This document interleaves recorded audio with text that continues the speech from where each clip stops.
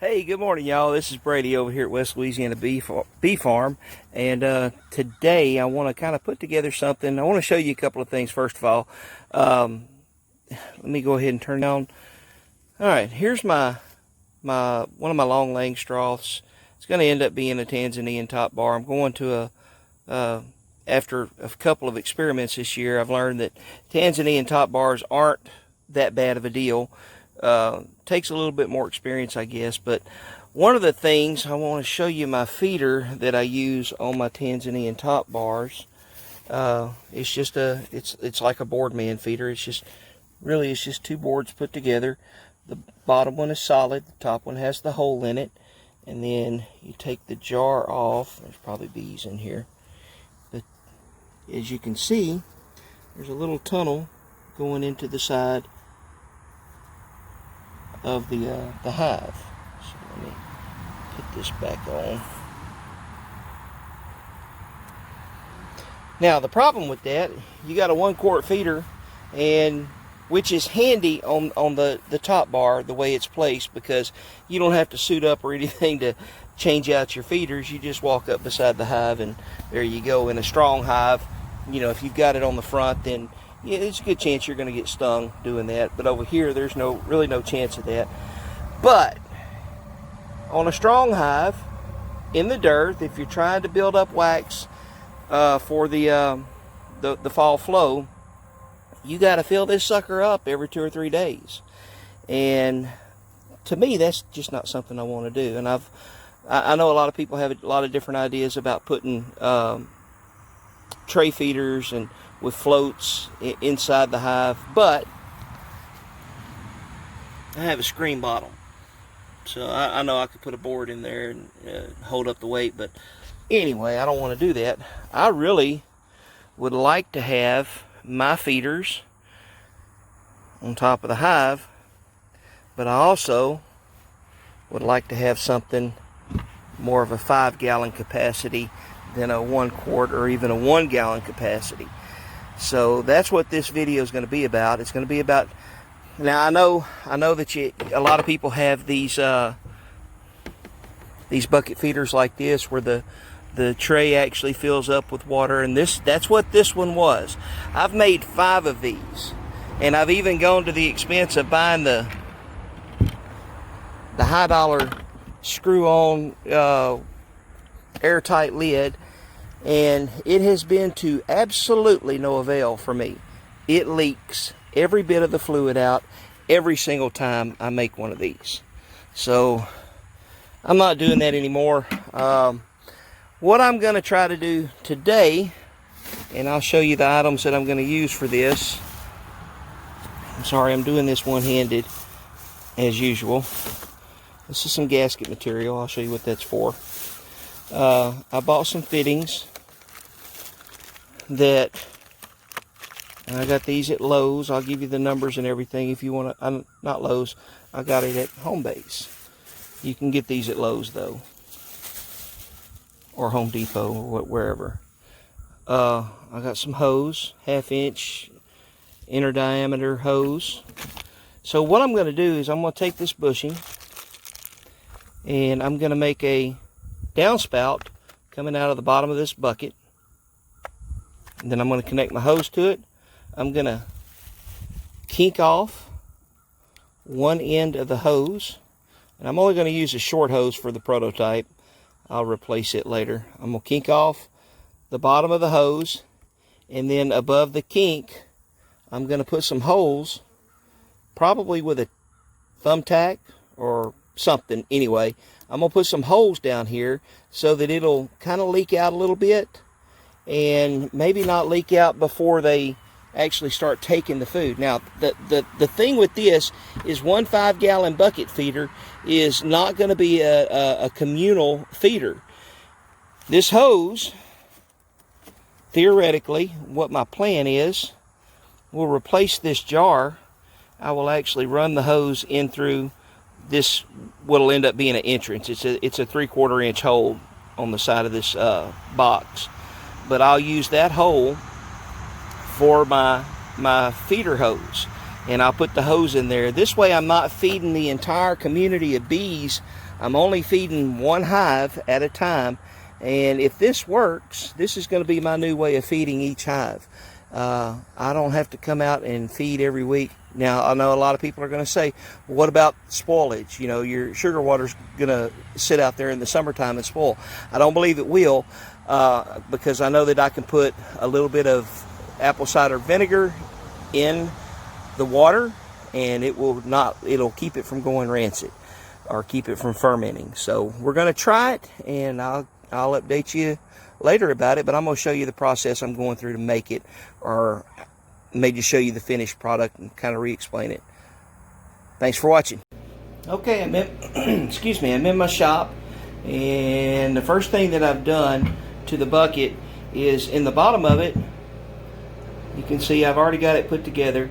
I drilled a 1/2-inch hole for this fitting here, and I'm going to give you the sizes on everything, and you know, down in the description. So don't worry about that just yet. I'll give you links if you need links. Otherwise, you can get all this stuff at Lowe's. But anyway, I put a bushing on the inside, and I screwed it to this barb. All right, and under the bushing, I have a little piece of it's this stuff right here. Alright, it makes a little gasket, and all I did was cut out a little square piece. I cut a hole in it big enough that the barb would go through it, and this keeps it from leaking. I've already tested it. You might can see a little bit of water glistening down in there. I tested it for a leak. I didn't see any leak, so all you have to do is you have to get it kind of tight with a couple of crescent wrenches, and you should be able to tighten it up enough with that 1/2-inch hole. And if you're wondering why I have it not in the center, and there's really a couple of reasons. Reason number one is there's a lot of raised writing on the bottom of this bucket. I just wanted a smooth spot, number one, so that the gaskets would seal properly. Number two, when you go to set it on your hive, you're going to have a hose coming off of this barb, okay? So when you set it on your hive, you want it away from the hive, but you don't want it to get off balance. Savvy? I'll be back in a second for the rest of it. Okay, for my test run, I'm just going to use a little short piece of hose. It's probably about 8 or 10 inches long. And here's how we're going to... Oh, let me show you where it goes into the barb. It goes into the barb under here. I don't have a clamp here yet, and I won't put one if it doesn't leak. I'm just not going to go run to town and buy another clamp, or buy a clamp to put on there if I don't have to have it. So we're going to try it without the clamp. But the way that you block this off, or the way that I'm choosing to block it off, is I simply, whoop, I almost lost my bucket. I simply put a zip tie on the end of this thing after kinking it off. How are the bees going to get their food? Ta-da! We're going to use that. I'm going to poke several holes here in the hose, probably about 5 or 6. I don't want to start off with too many, but I want to give them enough to where they can, and spread them out enough to where they can get to them without having to fight so much, or as much. They're going to be fighting anyway. But I'll just poke these holes in here, and then I'm going to fill up the bucket with, for now, first time I'm going to do it with regular water, make sure it's going to hold. And then after I find out for sure that it holds, that the water doesn't just all leak out. I know some will. Some is going to leak out down here until it gets tension up here in the bucket. I've got like I said, I've got a lid that I'm going to put on. I'll show you all that. I'm going to Teflon the lid to make sure it doesn't leak. And I'll be right back. Okay, so I've got the lid on. Got it down pretty tight. I did not Teflon it. And I do have a leak, as you can see. So I'm going to have to tighten that up, see if I can get it right. And I wanted to show you what's happening down here. Now, I just did all this. So if you hold on, if you dry it off,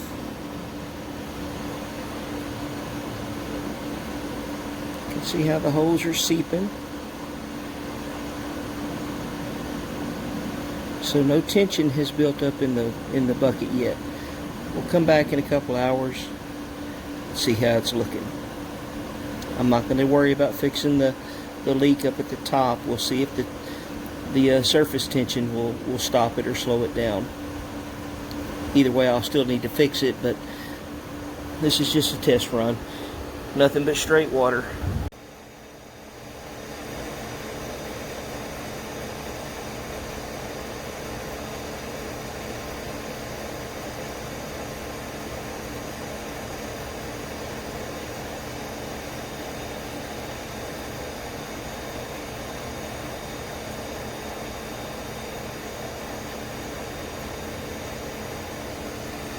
Okay, so we're about 2 hours into this.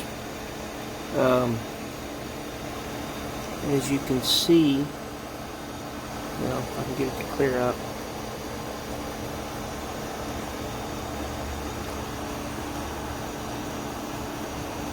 It is seeping a little bit, which is fine. It wouldn't, at this rate, it wouldn't be any more than what the bees would actually keep up with inside the hive.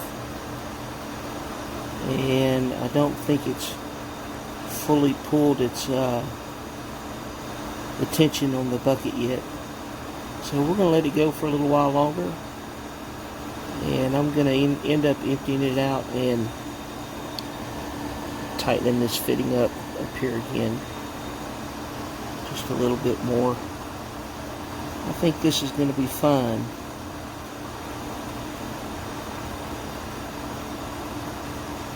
Just sit tight. We'll check back in a second. Okay, so here we are. It's a little bit after 4 in the afternoon. We're probably about 4 to 5 hours into this all together from the very beginning of the video. And I want you to see, if you look down here on the ground, on the floor, you can see where the water stain was, where the water had been dripping out of this for a couple of hours.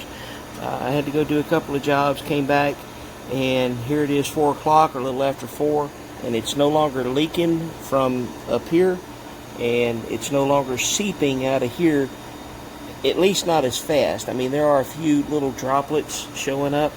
I'm not sure how the bees are going to be, if they're going to be able to get in there and get the sugar water out. So that's going to be the next step of the project. I'm going to go ahead and set this thing up, and I'm going to put sugar water in it first, but I'm going to set it up on a couple of cinder blocks, and I'll update you later on how this turns out. So let me go get the parts and give you all the little parts list. There's not much to it. It'll take just a couple of seconds. Let's go check that out. Alright, I'm back out here in the shop, and I've got all my stuff out here in front of me. I'm going to show you what you need to make this bucket system and to make it work right. So here's what we've got. First of all, you are going to need a 3/4 inch hole saw. Now let's see if we can find the 3/4 inch.